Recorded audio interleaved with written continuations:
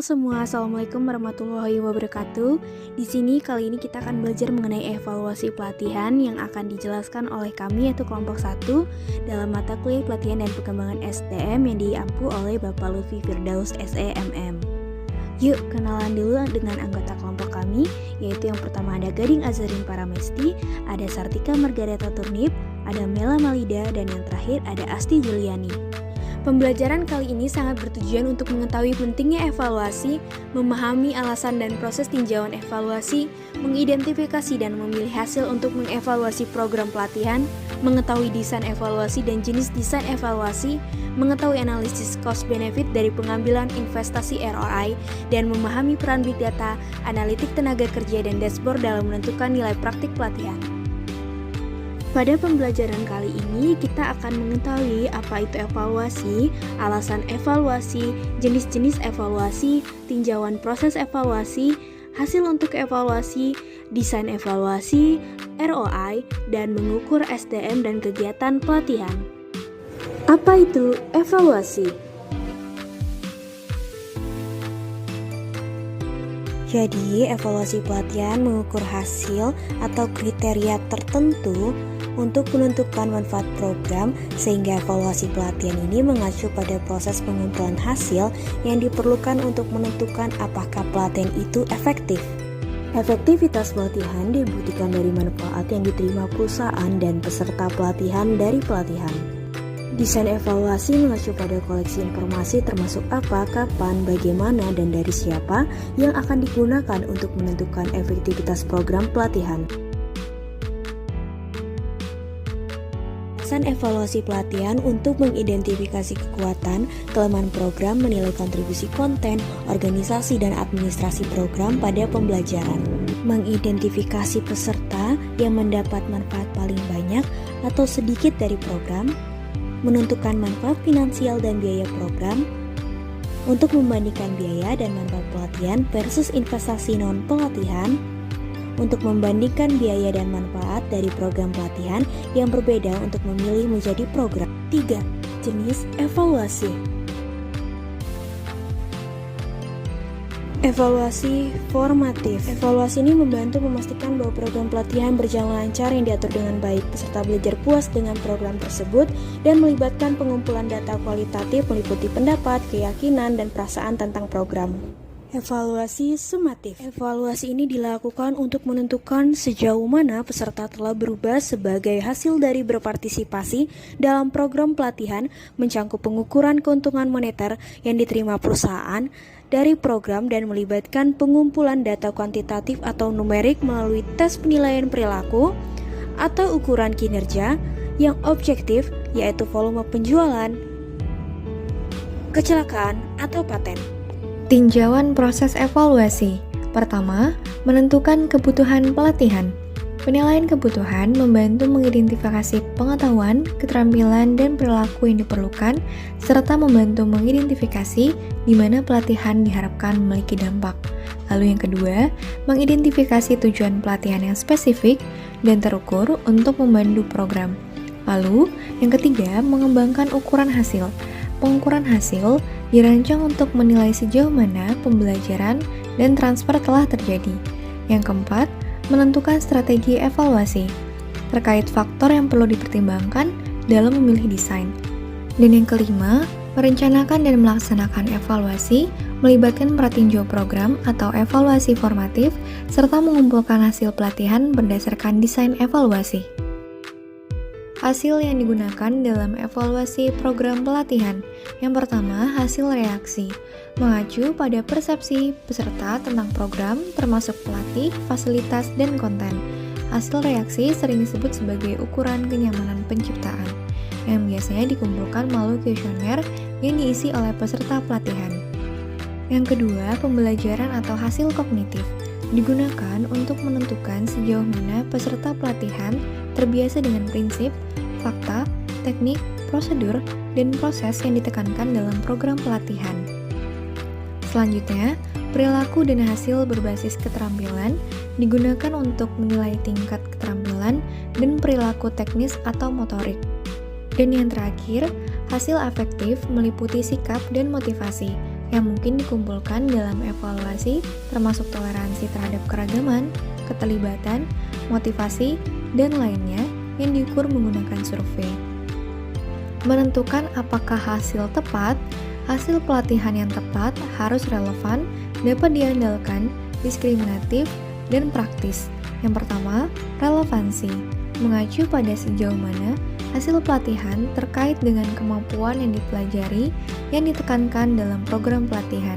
Yang kedua, keandalan, mengacu pada sejauh mana hasil dapat diukur secara konsisten dari waktu ke waktu. Yang ketiga, diskriminasi atau diskriminatif, mengacu pada sejauh mana kinerja peserta pelatihan pada hasil sebenarnya mencerminkan perbedaan yang sebenarnya dalam kinerja.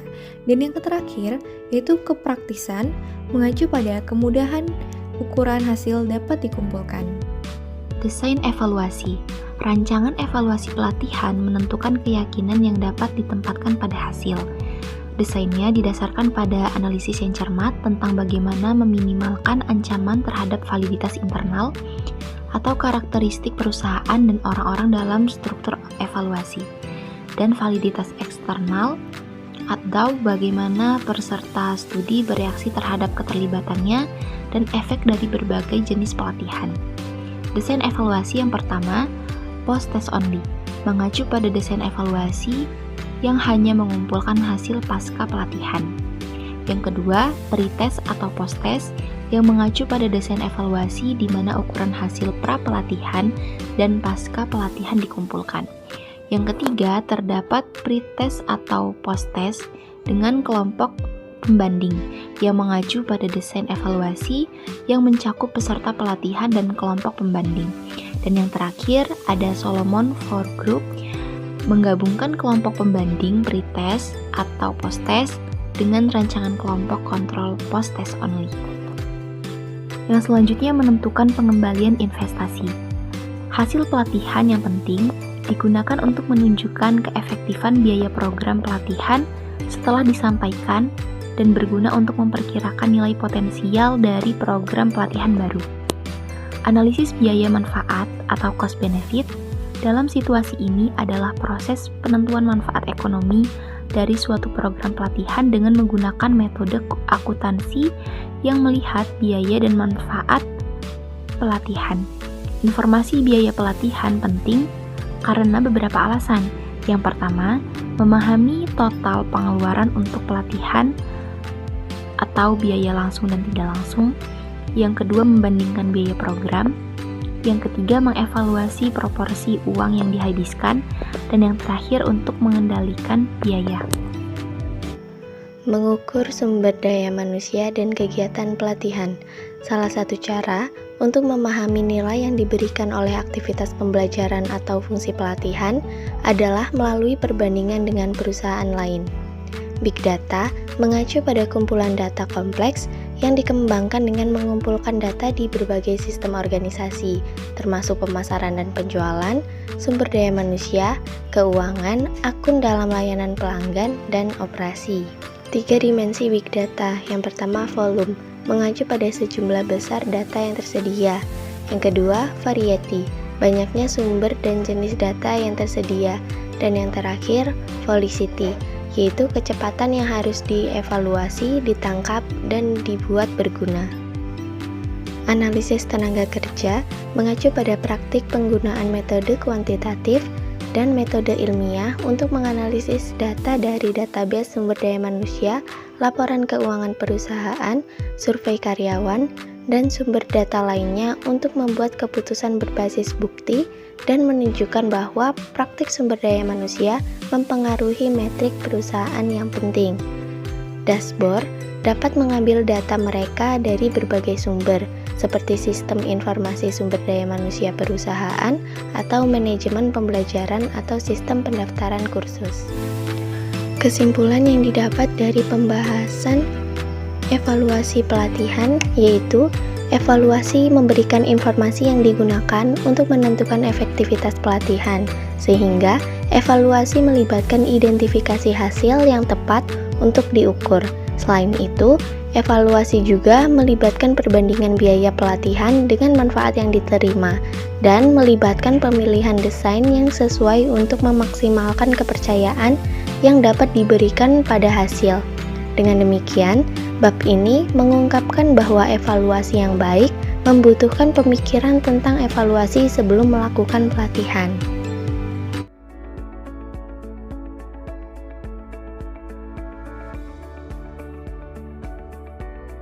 Think back to the last employee training program you developed. How do you know if it was effective? How do you calculate the gains or determine if the effort fostered positive behavior changes in the workplace? At Designing Digitally, we use our unique training evaluation model to answer all of these questions. With this model, you can justify investments, calculate returns, and validate your results. Explore the 6 levels now to learn how and discover the vital information revealed from each analysis. Level 1, Reaction. Analyze how the audience felt about the training and if employees found the course meaningful to their job roles. Level 2, Learning Impact. Review the gains made from the training and outline the overall learning improvements. Next is Level 3, Application. Assess the degree to which employees can apply what they learned and determine if correct behaviors are performed post-training. Level 4, Results. Survey how the program benefits your organizational success and learn the steps needed for continual growth. Level 5, ROI or Return on Investment. Calculate the financial return produced from your training effort in comparison to the total investment. And lastly, Level 6, ROE or Return on Equity. Calculate the quantifiable value and outline the returns generated from stakeholder investments. With the Designing Digitally training evaluation model, you know your employees are getting the training they need in order to consistently grow and evolve your company. Video tersebut terkait dengan 6 level untuk menemukan informasi dari setiap analisis evaluasi pelatihan. Yang pertama, yaitu reaksi. Kedua, dampak pembelajaran. Ketiga, penerapan program pelatihan. Yang keempat, hasil pelatihan. Yang kelima, ROI atau Return of Investment. Dan yang terakhir, ROE atau Return of Equity. Baik, sekian pemaparan materi pada video ini. Apabila ada kesalahan, kelompok kami meminta maaf dalam penyampaian materi. Sekian, terima kasih. Semoga ilmunya bermanfaat.